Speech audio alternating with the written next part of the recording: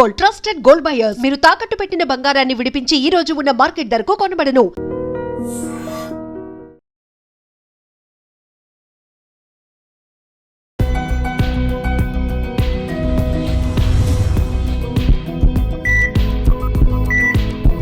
నమస్తే, welcome to healthy conversations with IT media. నేను మీ Jhansi. So ఈ రోజు మనతో ఉన్నారు వంటింటి చిట్కాలకు కేర్ ఆఫ్ అడ్రస్ అయిన మధుసూదన్ శర్మ. ఎన్ని వీడియోస్ చేసినా, ఎన్నిసార్లు చేసినా, ఇన్స్టాలో చూసినా, యూట్యూబ్లో చూసినా ఒకటి ట్రెండింగ్ అవుతుంటుంది, అదే వెయిట్ లాస్. వెయిట్ లాస్ అవ్వడం ఎలాగా, ఏం రెసిపీస్ తీసుకోవాలి, పొద్దున్నే అంటే లైక్ ఇప్పుడు చాలామంది చాలా ప్రాక్టీస్ చేస్తుంటారు. కొంతమంది లెమన్ వాటర్, జీరా వాటర్ తాగుతూనే ఉంటారు.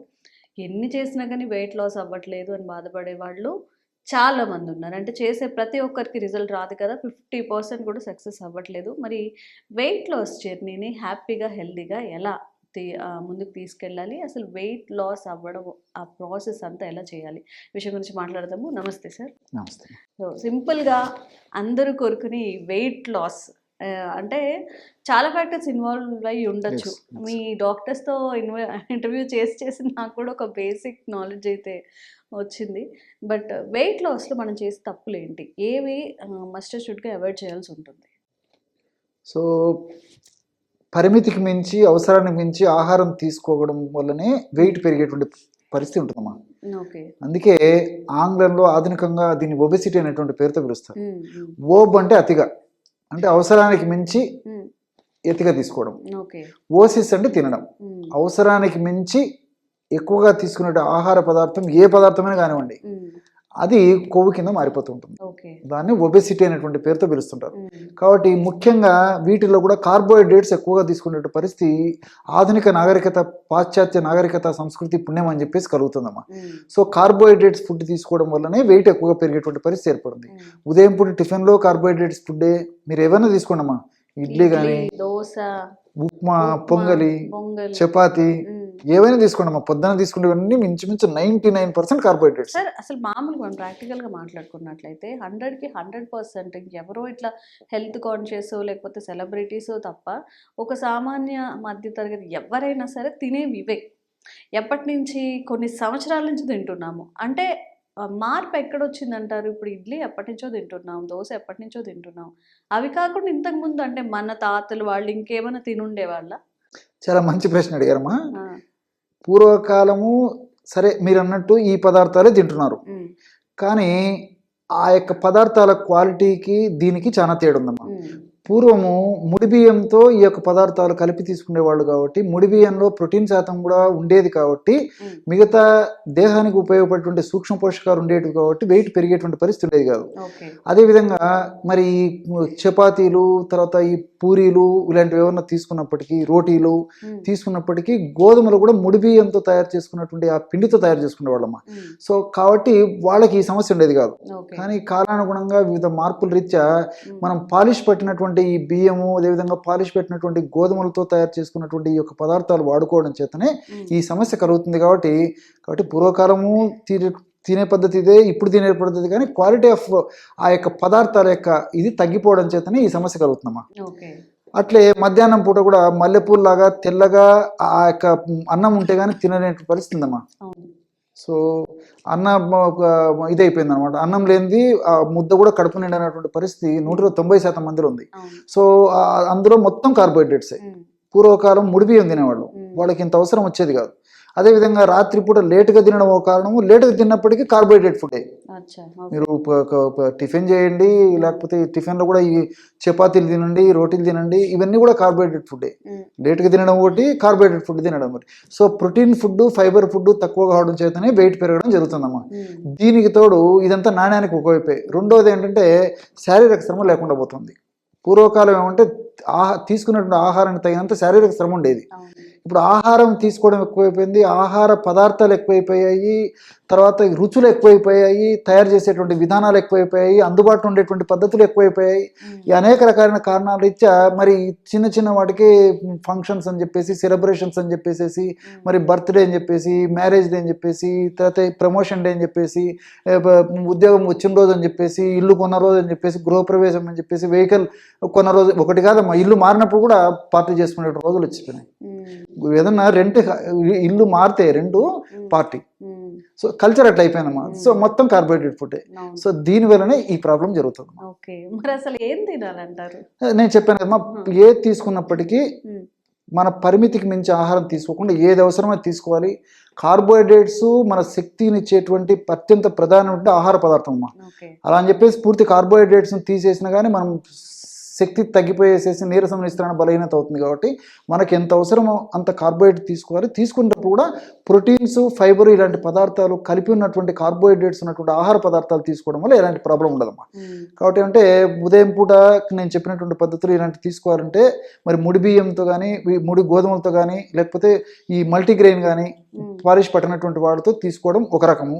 రెండవది నేను చెప్పినటువంటి పద్ధతిలో ఈ డ్రై నట్స్ నానబెట్టి తీసుకోవడం కానీ ఇలాంటివి చేయొచ్చమ్మా. ఏ పద్ధతి అయినా కార్బోహైడ్రేట్ తగ్గించడం ప్రధానమ్మా. సో మధ్యాహ్నం పూట కూడా నేను చెప్పినటువంటి పద్ధతిలోనే ప్రోటీన్, ఫైబర్ ఎక్కువ ఉండి కార్బోహైడ్రేట్స్ ఉన్నటువంటి పదార్థాలు తీసుకోవాలి. రాత్రి కూడా అలాగే తీసుకోవాలి. అంటే ఈక్వల్ పోర్షన్స్ తీసుకోవాలి. మన వాళ్ళు ఏంటంటే ఇంత రైస్ పెట్టుకొని కొంచెం కర్రీ వేసుకొని తింటారు. రివర్స్ చేయాలమ్మా. ఇప్పుడు రైస్ ఈక్వల్ గా ఉండాలి, మీరు పెట్టుకునే కర్రీస్ కూడా ఈక్వల్ గా ఉండాలి. 4 ఇంతలు ఉండాలమ్మా. ఏవైనా కానీ ఈక్వల్ క్వాంటిటీస్ అండి. మీరు కర్రీ తీసుకున్నా, రైస్ తీసుకున్నా, అంతే కదా సార్? ఇంకా ఎక్కువ ఉండాలమ్మా. కర్రీస్ ఎక్కువ ఉండాలి. ఇప్పుడు రివర్స్ అయిపోవాలమ్మా. ఇప్పుడు మనం ఒక ఉదాహరణకి 2 చపాతీలు 3 చపాతీలు తిన్నప్పుడు ఇంత కర్రీ తీసుకుంటాము. అట్లా కాకుండా ఇంత కర్రీ 1-2 చపాతీలు, ఈ పద్ధతిలో రివర్స్ చేయాలి. రెండవది ఏంటంటే మనం తయారు చేసేటువంటి విధానంలో కూడా ఉప్పు, కారం, మసాలాలు వండేటప్పుడు వేయకూడదమ్మా. దించిన తర్వాత నోటి రుచి కోసం చల్లి ఆ పదార్థాలు తినడం వల్ల కూరల వల్ల కూడా ఇబ్బంది ఉండదు. అలా అని చెప్పేసి మళ్ళీ మనం అందులో ఉప్పు వేసేసరికి ఎన్ని నియమాలు పాటించినప్పటికీ ఉప్పు తెచ్చే ముప్పు అని చెప్పేసి ఉప్పు వల్ల కూడా వెయిట్, 1 భాగం ఉప్పు ఉంటే బాడీలో 80 భాగాలు నీటిని అది నిల్వ చేస్తుందమ్మా. సో చాలా మందికి తెలియదమ్మా.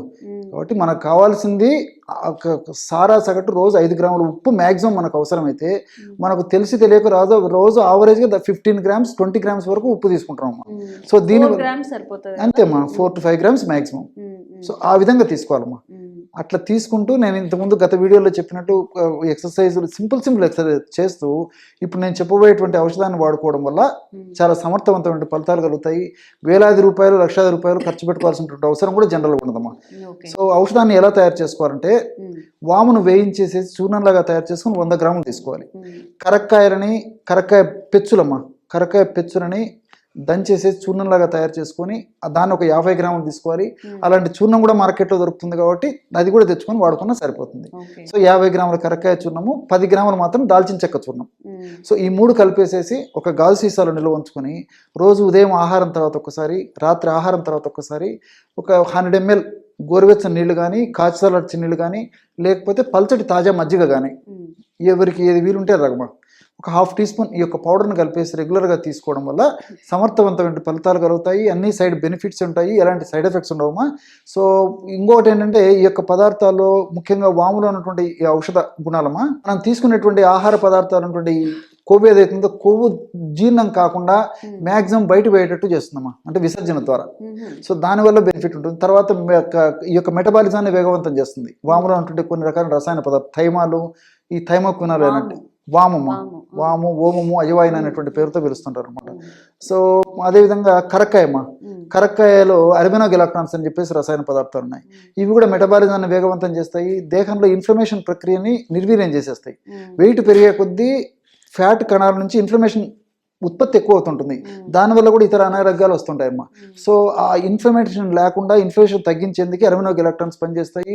ఫ్యాట్ మెటబాలిజం, ఫ్యాట్ని బర్న్ చేసేందుకు కూడా అర్బెనోగిలాక్టాన్స్ అనేటువంటి రసాయన పదార్థాలు కరక్కాయలు ఉన్నాయి కాబట్టి పనిచేస్తాయి.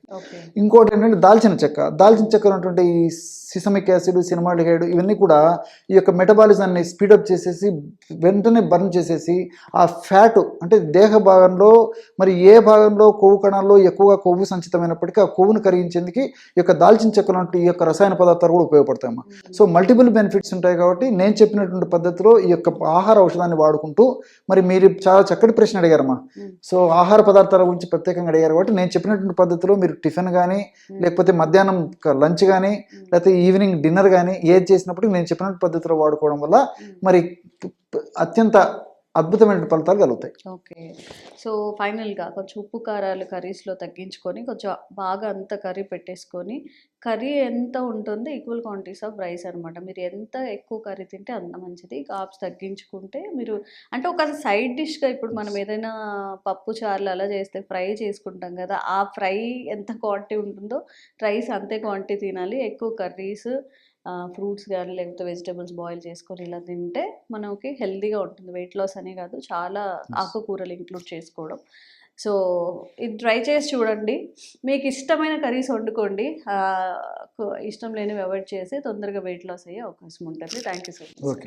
And for more videos, Please subscribe to iDream. Please subscribe to iDream. Please subscribe iDream. And please subscribe to iDream. For more videos, subscribe to iDream. please like, share and subscribe to the channel. Congratulations, iDream. Subscribe to iDream. Subscribe to iDream. So subscribe to iDream Media. iDream की iDream team अंदर की huge congratulations. Please subscribe iDream Media. Please subscribe to iDream. Subscribe iDream. Please subscribe to iDream. iDream అంటే నా కళల channel subscribe చేసుకున్న నోరు తిరుగుతలేదు, మీరైతే గంట గుర్తు కొట్టండి. For more such videos, please subscribe to iDream. Subscribe to iDream. Please subscribe to iDream. Please subscribe iDream Media. Please do subscribe to iDream. Please subscribe to iDream Media. For best entertainment and information, please subscribe iDream. And don't forget to subscribe to iDream.